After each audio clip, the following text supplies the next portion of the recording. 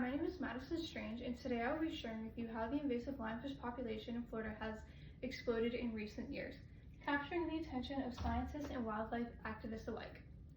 By the end of this speech, I hope you are compelled to care about our local ocean environments and are inspired to help the cause.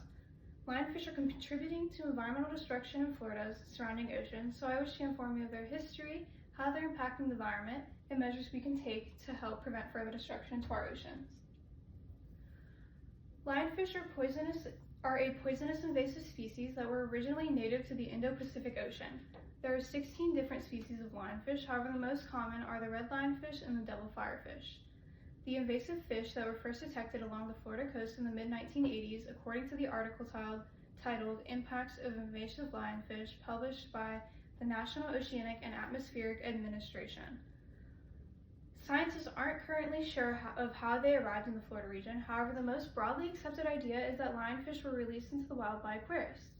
The lionfish were becoming pests in the aquariums or a hassle to take care of by hobbyists, so they started getting released into the ocean, according to the article from 2011 titled Atlantic and Caribbean Lionfish Invasions Threatens Reef. Published by the MASNA board and volunteers, lionfish didn't only become a possible nuisance for some fish keepers, but now a nuisance for the equatorial Atlantic Ocean as a whole. The environment is now on the verge of collapse because of these foreign fish, with this current invasion negatively affecting the native species around the coral reefs. There are several ways in which lionfish are damaging the ocean ecosystem. Lionfish are naturally aggressive species and have a carnivorous diet, so they feast on small reef fish, which many native species depend on for prey. This is causing the population of native species to deplete, and now there's an increased competition for food. These fish on the left are just some examples of the 70 species of reef fish and other reef-dwelling fish or creatures that lionfish prey upon. Lionfish also have no natural predators on a regular basis. It has been said that grouper fish will occasionally snack on a lionfish, however they don't partake in this often enough to help with population control. Lionfish also feast on algae-eating herbivores, causing the overgrowth of algae within coral reefs, and causing many areas to become inhabitable due to environmental changes.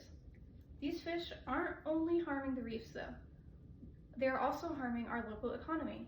In an article titled The Lionfish Effect, written by Kayla Carpenter and others for Press Books, it is stated that lionfish rapidly eat the majority of reef fish that belong in the diets of native fish.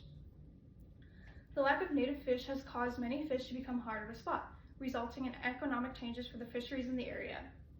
Now that you're aware of the ways lionfish are negatively affecting the environment and our economy, we can now discuss what you can do about it. There are a few prevention tactics that have been proven decently successful. The most successful tactic that we are aware of to date is the spar fishing, both individually and commercially and competitively. Spearfishing and spearfishing tournaments are by far the most effective means of population control for lionfish.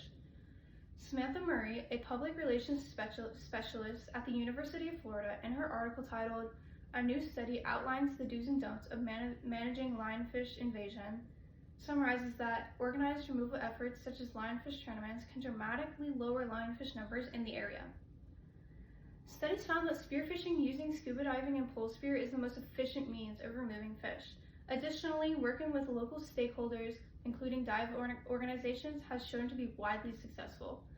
Another way to directly help control the lionfish population is to partake in lionfish cuisine at local restaurants. Several researchers from the journal Frontiers in Marine Sciences suggest that encouraging a commercial lionfish market could have long-term positive effects. Again, says Samantha Murray, creating a market for these fish could potentially help drastically with lionfish fishing efforts. Yet another way that you can help to avoid fishing for potential predator species such as groupers who are capable of eating lionfish. Along with these actions, it's also helpful to stay educated on the issue and support ocean conservation groups at every opportunity. Just being aware of the issue lionfish pose to our environment and economy can help us greatly.